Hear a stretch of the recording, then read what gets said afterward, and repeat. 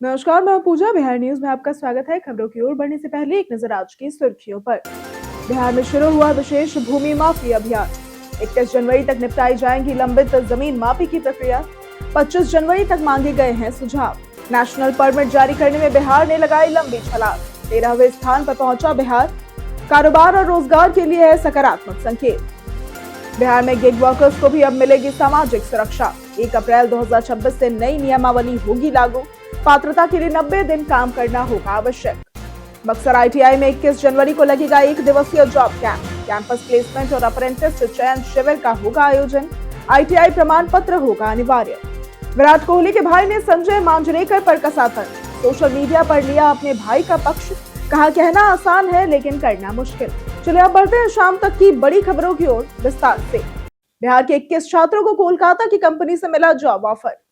बिहार के भोजपुर जिले स्थित राजकीय इंजीनियरिंग कॉलेज आरा के छात्रों के लिए गर्व का क्षण है जब कोलकाता की एक प्रतिष्ठित कंपनी ने 21 छात्रों को नौकरी का ऑफर दिया। चयनित छात्रों में इलेक्ट्रिकल के लिए 13, मैकेनिकल के लिए 7 और इंस्ट्रूमेंटेशन के लिए 1 विभाग के विद्यार्थी शामिल है। कंपनी प्रोबेशन के बाद 3.5 लाख से 4.75 लाख रुपए वार्षिक पैकेज देगी और ट्रेनिंग और प्लेसमेंट अधिकारी अमृतांशु रोशन के अनुसार इलेक्ट्रिकल विभाग का प्रदर्शन उत्कृष्ट रहा। प्राचार्य पंकज कुमार श्रीवास्तव ने छात्रों और टीम को बधाई दी। 20 से 21 जनवरी को नई प्लेसमेंट ड्राइव आयोजित होगी जिसमें तकनीकी और सॉफ्ट स्किल्स पर जोर होगा। बिहार में 31 जनवरी तक चलेगा विशेष भूमि माफी अभियान। बिहार के सीएम नीतीश कुमार ने विशेष भूमि माफी अभियान की जानकारी अपने सोशल मीडिया पोस्ट के जरिए दी है। उन्होंने बताया कि राज्य में जमीन माफी प्रक्रिया को सरल, पारदर्शी और समयबद्ध बनाने के लिए 7 निश्चय 3 के तहत सबका सम्मान जीवन आसान कार्यक्रम लागू किया गया है। इसके अंतर्गत 31 जनवरी 2026 तक लंबित जमीन मापी निपटाई जाएगी और 1 अप्रैल 2026 से अविवादित जमीन की मापी 7 और विवादित जमीन की 11 कार्य दिवस में पूरी होगी। अमीन द्वारा मापी रिपोर्ट 14वें दिन पोर्टल पर अपलोड होगी। विभाग गहन पर्यवेक्षण और संसाधन सुनिश्चित करेगा। सुझाव 25 जनवरी तक मांगे गए हैं। नेशनल परमिट जारी करने में 13वें स्थान पर पहुंचा बिहार। बिहार में 1 अप्रैल 2025 से 15 जनवरी 2026 के बीच 31,750 नेशनल परमिट जारी किए गए, जिससे राज्य सड़क आधारित लॉजिस्टिक्स में मजबूती पा रहा है और अंतर्राज्यीय आवागमन आसान हुआ है। पहले नंबर पर हरियाणा, राजस्थान और उत्तर प्रदेश है, लेकिन बिहार ने पिछड़ेपन को छोड़ते हुए 13वें पायदान पर जगह बनाई है। नेशनल परमिट से ट्रक ऑपरेटर्स का समय और खर्च बचता है, माल तेजी से मंडियों तक पहुंचता है और कीमतें भी नियंत्रण में रहती है। इसके अलावा सरकारी खजाने में बढ़ोतरी भी होती है। ये बदलाव कारोबार, रोजगार और अर्थव्यवस्था के लिए सकारात्मक संकेत है। राज्य के इन 6 जिलों में जल्द होगी एफएसएल की स्थापना। बिहार में अपराध जांच को तकनीकी रूप से मजबूत करने के लिए इस साल 6 नई क्षेत्रीय विधि विज्ञान प्रयोगशाला यानी कि एफएसएल पूर्णिया, गयाजी, बेतिया, छपरा, मुंगेर और सहरसा में स्थापित की जाएंगी।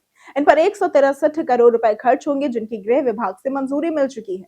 राजगीर और पूर्णिया के लिए 13.4 करोड़ रुपए के उपकरण खरीदे जा चुके हैं। मार्च तक पटना और राजगीर में साइबर फॉरेंसिक यूनिट शुरू होंगी, जबकि डीएनए यूनिट की स्थापना भी प्रस्तावित है। वर्तमान में 44 राजपत्रित अधिकारी और 85 वैज्ञानिक सहायक कार्यरत है और 189 नए पदों पर नियुक्ति प्रक्रिया फरवरी तक पूरी होगी।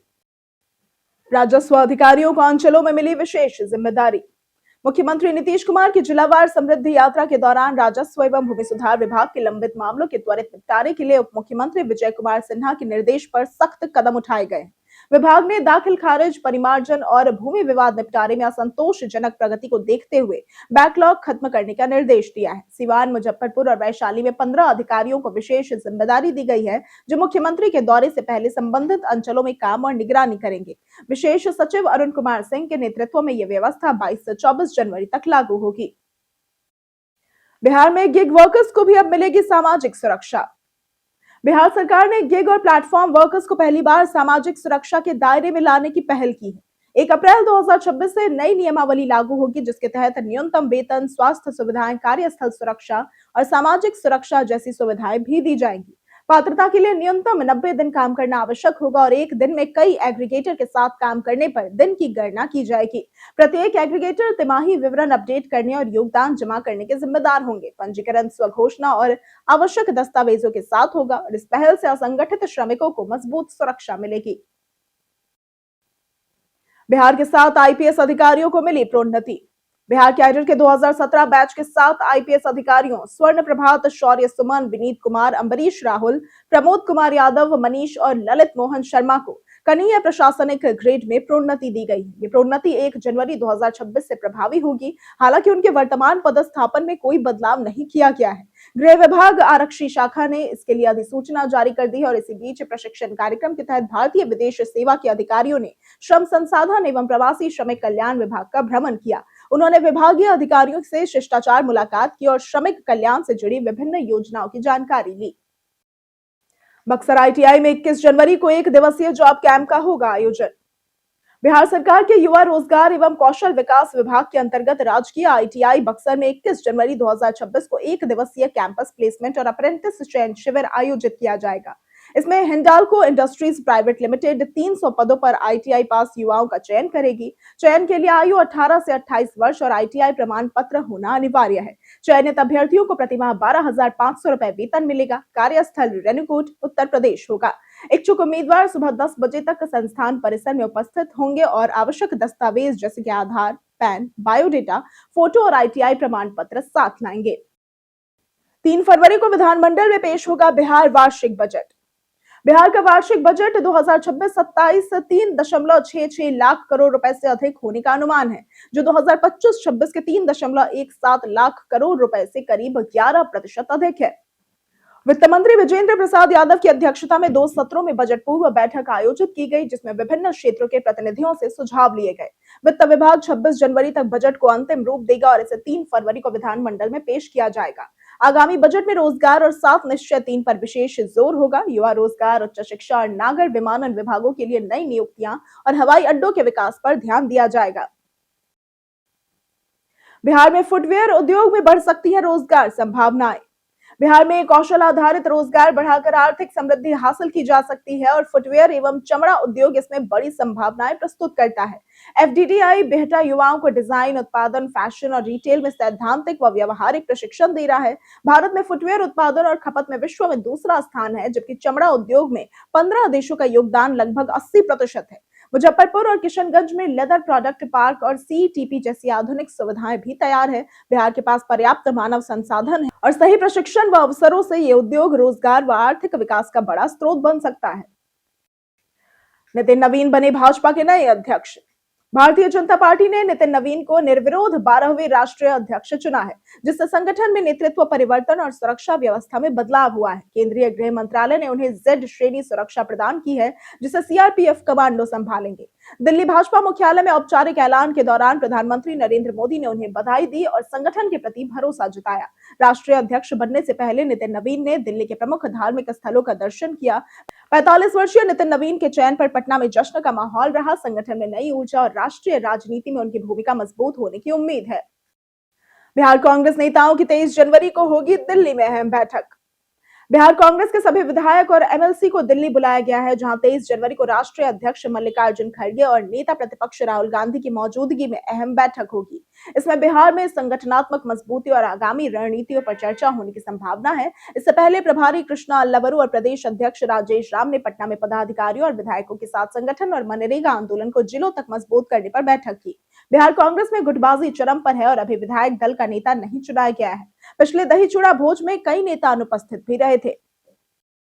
भोजपुर में साइबर ठगी का हुआ बड़ा खुलासा। बिहार के भोजपुर जिले में साइबर अपराधियों का तांडव लगातार जारी है। आरा निवासी सुबोध कुमार के बैंक खाते से 3,09,922 रुपए की ठगी के मामले में भोजपुर साइबर थाना ने 2 अपराधियों विकास कुमार और विशाल कुमार को गिरफ्तार किया है।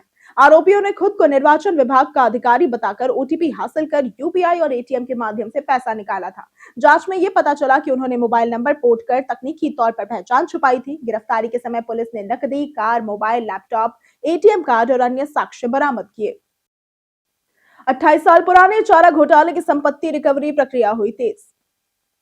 चारा घोटाले के 28 साल पुराने मामलों में अब अवैध संपत्तियों की रिकवरी प्रक्रिया तेज हो गई है। झारखंड हाईकोर्ट में 11 रिवोकेशन केस की सुनवाई शुरू हो चुकी है, जिन्हें पहले पटना हाईकोर्ट से स्थानांतरित किया गया था। अदालत ने आरोपियों और उनके परिवारों को नोटिस जारी कर जवाब तलब किया है और इन मामलों में चारा कोषागार से अवैध निकासी और धन के दुरुपयोग के जरिए अर्जित संपत्तियों जैसे कि जमीन, घर, बैंक राशि आदि को वापस लेने की प्रक्रिया होगी। अदालत सबूतों के आधार पर रिवोकेशन आदेश जारी कर संपत्तियों को सरकार के कब्जे में ले सकती है। भ्रष्टाचार के खिलाफ मजबूत संदेश जाएगा।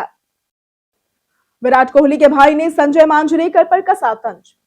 विराट कोहली के भाई विकास कोहली ने संजय मांजरेकर के विराट पर की गई आलोचना पर तीखा जवाब दिया है। मांजरेकर ने ऐसा कहा था कि कोहली ने अपनी कमियों पर काम करने के बजाय टेस्ट क्रिकेट से संन्यास ले लिया और सबसे आसान फॉर्मेट ओडीआई में खेलना जारी रखा। विकास ने सोशल मीडिया पर तंज कसते हुए ऐसा लिखा कि कहना आसान है लेकिन करना मुश्किल। विराट हाल में जबरदस्त फॉर्म में है। पिछले 7 पारियों में 6 में 50 प्लस और 3 शतक जड़े हैं, जिसमें न्यूजीलैंड के खिलाफ इंदौर में 124 रनों की पारी शामिल है। बीते दिन हमारे द्वारा पूछे गए सवाल का जवाब आप लोगों में से बहुत लोगों ने हमारे कमेंट सेक्शन में लिख कर दिया है। जिन्होंने हमारे द्वारा पूछे गए सवाल का जवाब दिया है उनके नाम है नागेंद्र कुमार, राजकिशोर महतो, राम बाबू दास, अनवर करीम खान, राजेश सहनी, नौशाद रजा, संजीव कुमार, रंजय तिवारी, गौतम पासवान, सबिता कुमारी, रंजीत मिश्रा, कामेश्वर सिंह, रवि मोहन वर्मा, कुश कुमार यादव, दीपक कुमार, रामायण सिंह, मनोज दास, अर्जुन राम, राजेश सहनी, हरेंद्र सिंह, विजेंद्र सिंह, अमित कुमार, बाबूलाल मरांडी, राकेश कुमार और अबोध कुमार। इसी के साथ बढ़ते हैं आज के सवाल की ओर। आज का सवाल है, आपको क्या लगता है एआई और टेक्नोलॉजी से नौकरियां बढ़ेंगी या घटेंगी? आप अपना जवाब हमें हमारे कमेंट सेक्शन में लिखकर जरूर बताएं। आज के लिए सिर्फ इतना ही। बिहार के तमाम खबरों के साथ बनी रहने के लिए देखते रहें बिहारी न्यूज। और साथ ही अगर आप यूट्यूब चैनल पर देख रहे हैं तो चैनल को सब्सक्राइब करें और अगर आप फेसबुक पेज पर देख रहे हैं तो लाइक और फॉलो जरूर करें।